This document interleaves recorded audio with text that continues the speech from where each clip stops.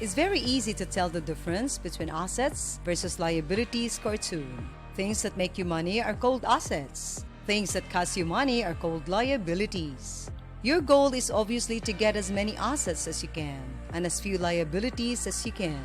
I'll tell you how to get more assets and less debt. Hello everyone, welcome to Success Wisdom. In this video, we're going to talk about assets versus liabilities cartoon animation. If you're new to this channel, do like and subscribe to the channel. You shouldn't mix up your assets and your debts. In financial accounting, it's very easy to explain what an asset is. It is anything that can be used to make money, which is what I mean by value. Still, many people don't know what the difference is. Is a house an asset? This is a good example. Some people think that buying a home is an asset, but if you don't plan to sell it, it's just a big liability. The mortgage will keep taking money from you for years to come, and that's not even counting all the monthly costs for repairs and upkeep. If you ask me, that won't put any money in your pocket. On the other hand, if you plan to sell the property for more money than you bought it for, that can be seen as an asset. If you pay for something, you can also call it an investment. Why?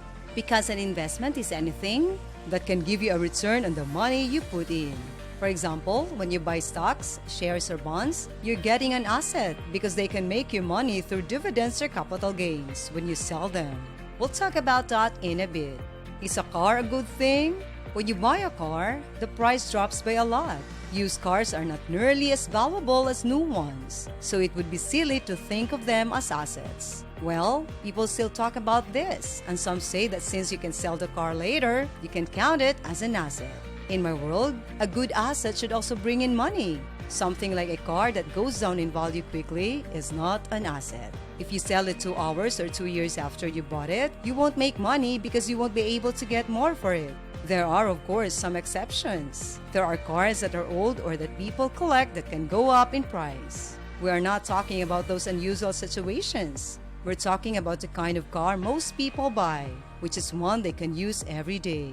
That's the difference between assets versus liabilities cartoon. The difference between tangible and intangible assets. This is very simple. Tangible assets are things you can see, touch, and interact with. Land, property equipment, cash in hand, and so on are all examples. Intangible assets are things that you can't see, touch, or hold. Some examples are brands, patents, copyrights, and so on. Another is the difference between financial and real assets. Real, monetary, and physical assets are often mixed up and not kept separate. People treat real, financial, and physical assets as if they are all the same and make the same amount of money. But that's not how it works in the real world. To put it simply, real assets have their own value. The real value of an asset, which doesn't depend on the market, is its intrinsic value. This is why real assets are called real assets. The market trading price is used to determine the value of financial assets. This makes it more likely that you'll pay more for something than it's worth, which is bad because you lose money. This is also why people like Warren Buffett talk a lot about finding out intrinsic value of a company, so you can know if a stock costs more than its real value. If the market price is lower than the real value, you will probably make money when the market price goes close to or goes above the real value. On the other hand, financial assets get their value from the rights they have under contracts. Stocks and bonds are 2 examples, and I'll explain what they are in a moment. Both are considered tangible assets. It is easier to turn financial assets into cash. It's harder to sell assets like real estate and commodities. Stocks are the most important asset.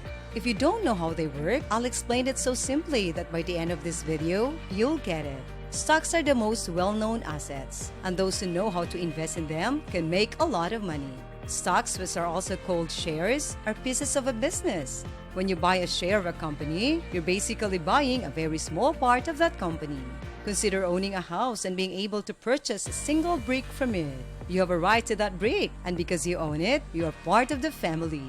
Now, why would you ever want to own a brick? First, you need to know that when you buy a stock, you basically become a partner in that company if you own enough shares, which means you own a bigger piece of the company. So you might also be able to vote on important company decisions. Before we continue to talk about assets versus liabilities cartoon, if you like this video, don't forget to like and subscribe to the channel. Let's now continue to discuss the difference between assets and liabilities. You can make money from stocks in two ways. Stocks can be used to make money in two main ways. The most common one is called capital gain.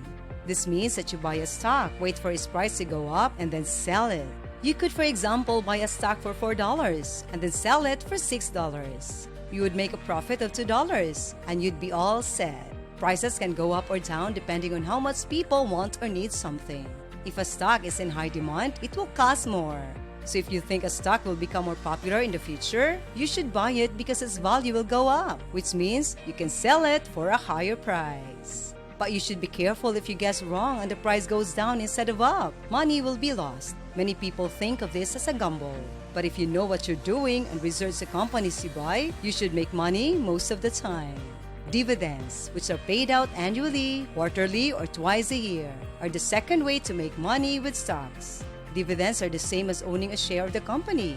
Going back to the brick example, if you buy 1 out of 100 bricks, you'll get 1% of the money made from that house. It makes sense so far. How does an individual buy stocks? Opening an investment account with an online stockbroker is the easiest way to do this. Most likely, your bank also has these services, so you might be able to invest the old-fashioned way by going to your bank. In both cases, there are fees, which means that every transaction is regulated and taxed. You could also buy directly from the company, but that is much more difficult. It takes a lot of time and money. In some cases, a piece of real estate is also an asset. I say in some cases because, as I've already said, owning a home to live in for the rest of your life without plans to sell it is different than owning a home to sell later. It's not an asset, it's an expense. However, some real estate investors buy underpriced property to resell it or rent it out, which turns it into an asset. This one seems easy on paper, but it's a whole different story when you try to do it. As a real estate agent, you start your day by looking for good deals on properties that are priced too low. What does it mean to be underpriced? It means you're looking for something that has a lot of potential but has been mismanaged for a while. So it may need to be fixed, which is why the price is low. You're going to fix those problems and sell the house again for more money. By fixing problems, I mean doing anything that will make the property more valuable, such as making it more modern, painting it, or adding furniture. There are a lot of things that affect how much a house costs. Not only does how it's been handled matter, timing, location, economic indicators, and interest rates are just a few examples of things that can make a difference. You could also fix up the house and rent it out instead of selling it. This will make sure that you get some extra money every month. Realistically, there are many different kinds of property: residential, industrial, raw land, commercial, and special use. However, you probably don't have the money, confidence, or knowledge to buy, rent, or sell property. Most likely, you don't know where to look. Does that mean you can start buying assets of this kind? First of all, it's always possible to learn how to do it. You could also use REITs to buy real estate investment trusts, which is another option. You wouldn't need to know everything. You just give your money to a company and trust them to invest it in real estate. In return, the company would pay you a dividend. Many people say that these are great investments because they have high dividend yields and long-term appreciations, which means that their prices go up over time and you don't lose money to inflation. Is knowledge an asset? Knowledge is an asset that can't be seen or touched. It's pretty easy to understand why it's an asset. Let's say you own a company that does marketing. What you do isn't very hard. Through internet marketing, you help businesses find more customers. You figure out everything from approach and copy to marketing strategies. You, as the founder of the successful business, can do everything yourself, so you need to delegate. First, you hire a bookkeeper and a financial advisor to handle that part of the business. Then, you start to hire people who make content. You need them to make the content that will be used to market your business. Then you need to hire good salespeople to help your business find even more customers. They should take in leads and turn them into customers. If you hire good salespeople, you'll make more money. See where this is going? If you put money into hiring talented people who know how to sell, that is an asset. It just turns into something you can use to make more money. You can easily figure out the return on your investment since you know how much you spend on a monthly basis or in commissions per salesperson. And the value of their knowledge is based on how much money they bring in. What does this have to do with you? You probably don't have a business that needs to hire people. So here's the thing.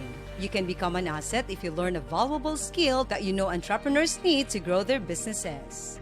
Learning is the most important thing. And the more you know, the more you'll be paid for it. We've reached the end of another video. And thank you for watching. I hope you have learned the assets versus liabilities cartoon. If you like this video, do give us a like, subscribe to the channel, and comment down below. Thank you and goodbye.